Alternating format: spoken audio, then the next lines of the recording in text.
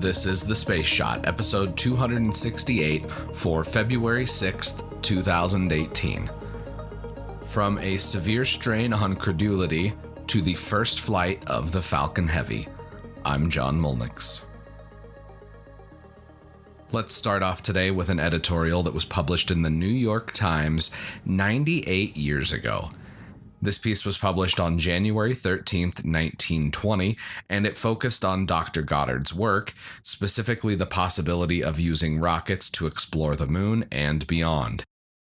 I'm going to read the editorial here in honor of the first flight of the Falcon Heavy, and also to illustrate how much popular opinion has changed in the ensuing century. From the New York Times, quote, "A severe strain on credulity. As a method of sending a missile to the higher and even to the highest part of the Earth's atmospheric envelope, Professor Goddard's multiple charge rocket is a practicable and therefore promising device. Such a rocket, too, might carry recording instruments to be released at the limit of its flight, and conceivably parachutes would bring them safely to the ground. It is not obvious, however, that the instruments would return to the point of departure. Indeed, it is obvious that they would not, for parachutes drift exactly as balloons do. And the rocket, or what was left of it after the last explosion, would have to be aimed with amazing skill and in a dead calm to fall on the spot whence it started. But that is a slight inconvenience, at least from the scientific standpoint, though it might be serious enough from that of the always innocent bystander a few hundred or thousand yards away from the firing line. It is when one considers the multiple charge rocket as a traveler to the moon that one begins to doubt and looks again to see if the dispatch announcing the professor's purposes and hopes says that he is working under the auspices of the Smithsonian Institution. It does say so, and therefore the impulse to do more than doubt the practicability of such a device for such a purpose must be well controlled. Still, to be filled with uneasy wonder and to express it will be safe enough, for after the rocket quits our air and really starts on its longer journey, its flight would be neither accelerated nor maintained by the explosion of the charges it then might have left. To claim that it would be is to deny a fundamental law of dynamics, and only Dr. Einstein and his chosen dozen, so few and fit, are licensed to do that. That Professor Goddard with his chair in Clark College and the countenancing of the Smithsonian Institution does not know the relation of action to reaction and of the need to have something better than a vacuum against which to react, to say that would be absurd. Of course, he only seems to lack the knowledge ladled out daily in high schools. But there are such things as intentional mistakes or oversights, and as it happens, Jules Verne, who also knew a thing or two in assorted sciences and had, besides, a surprising amount of prophetic power, deliberately seemed to make the same mistake that Professor Goddard seems to make. For the Frenchman, having got his travelers to or toward the moon into the desperate fix of writing a tiny satellite of the satellite, saved them for circling it forever by means of an explosion, rocket fashion, where an explosion would not have had in the slightest degree the effect of releasing them from their dreadful slavery. That was one of Verne's few scientific slips, or else it was a deliberate step aside from scientific accuracy, pardonable enough in him as a romancer, but its like is not so easily explained when made by a savant who isn't writing a novel of adventure. All the same, if Professor Goddard's rocket attains sufficient speed before it passes out of our atmosphere, which is a thinkable possibility, and if its aiming takes into account all of the many deflective forces that will affect its flight, it may reach the moon.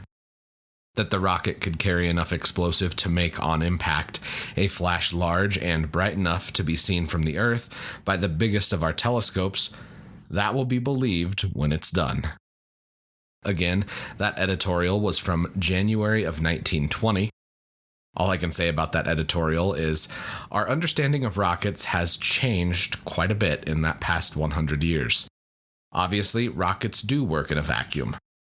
Also, the amazing skill and dead calm needed to, quote, fall on the spot whence it started is pretty close to what SpaceX has been able to do with the Falcon 9. Instead of just letting the rocket fall and crash, SpaceX has been able to land and recover the first stages of their Falcon 9 rocket so they can be used again. Today will hopefully be the day that the Falcon Heavy lifts off Pad 39A for the first time.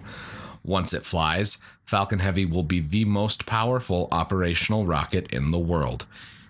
The 3 cores of the Falcon Heavy produce a prodigious amount of thrust, with 27 engines that can put out over 5 million pounds of thrust. The 2 side cores are both flight-proven for this maiden test flight of the Falcon Heavy. These side cores supported the TICOM 8 launch in May of 2016 and the CRS-9 launch in July of 2016. The center core is a new piece of hardware. All 3 cores will come back to land, the side cores landing at landing zones 1 and 2, while the center core will continue on and land on the autonomous drone ship, Of Course I Still Love You, which will be stationed downrange in the Atlantic Ocean. The payload for today's launch is a midnight cherry red Tesla Roadster that belongs to Elon Musk. While some people have been upset that the payload is something that's seemingly meaningless, usually mass simulators are just concrete or steel blocks, so the Tesla's a little bit cooler. Inside the Tesla, SpaceX is also launching a spacesuited dummy that's sitting in the driver's seat. I'm linking to the Instagram posts from Elon Musk showing the spacesuit in the Tesla.